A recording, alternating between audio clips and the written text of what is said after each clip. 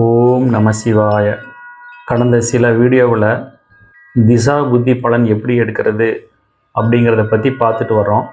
குறிப்பாக ஒரு திசையோ புத்தியோ நடக்கும் பொழுது அந்த கிரகம் அமர்ந்த நட்சத்திர பாதத்தில் வேறு ஏதாவது ஒரு கிரகம் இருந்தால் அந்த கூட இருக்கிற கிரகம் ஜாதகருடைய லக்னத்தில் இருந்து எந்த வீட்டிற்கு அதிபதியோ அந்த வீட்டிற்கு துன்பத்தை கொடுக்கும் அப்படிங்கிறத இந்த ஜாதகத்தை கொண்டு பார்க்கலாம்.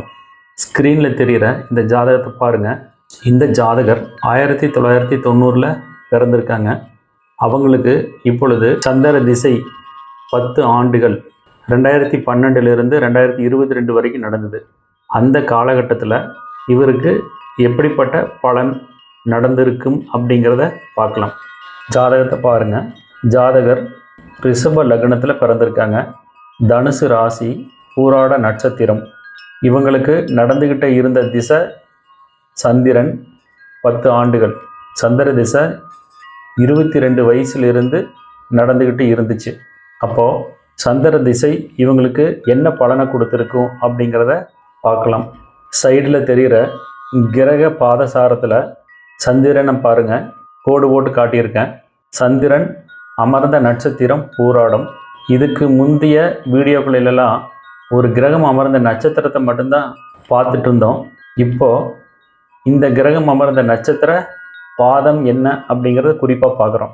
சந்திரன் பூராடம் 1ஆம் பாதத்தில் இருக்குது.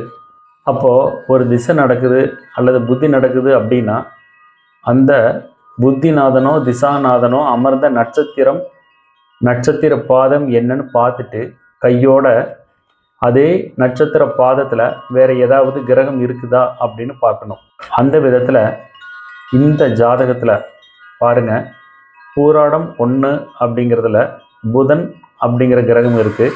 அதே பூராடம் 1ல் சுக்கிரன் அப்படிங்கிற கிரகமும் இருக்குது.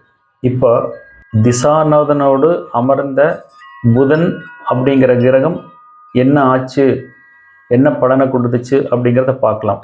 ரிஷப லக்னத்திற்கு பூராடம் 1ஆம் பாதத்தில் இருக்கிற புதன் 2ஆம் வீட்டிற்கும் 5ஆம் வீட்டிற்கும் அதிபதி. லக்னத்திற்கு 8ஆம் வீட்டில் இருக்கிறார்.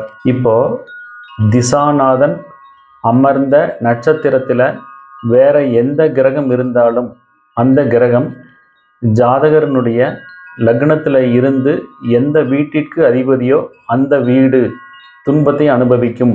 அப்படிங்கிற விதத்தில் புதன் அப்படிங்கிற கிரகம் ரிஷப லக்னத்திற்கு 2ஆம் வீட்டை குறிக்குது, 5ஆம் வீட்டை குறிக்குது. அப்போ சந்திர திசையில் புதன் துன்பத்தை அனுபவிக்கும் அப்படின்னு நம்ம புரிஞ்சுக்கணும்.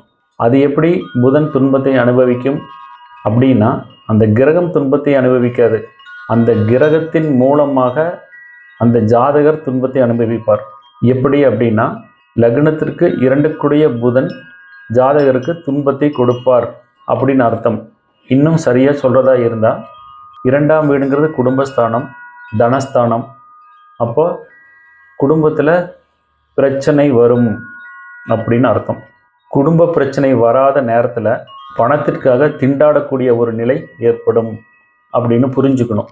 இந்த ஜாதகருக்கு திருமணம் நடைபெற்று கணவனை பிரிந்து வாழக்கூடிய ஒரு சூழ்நிலையை சந்திர திசை கொடுத்துருச்சு.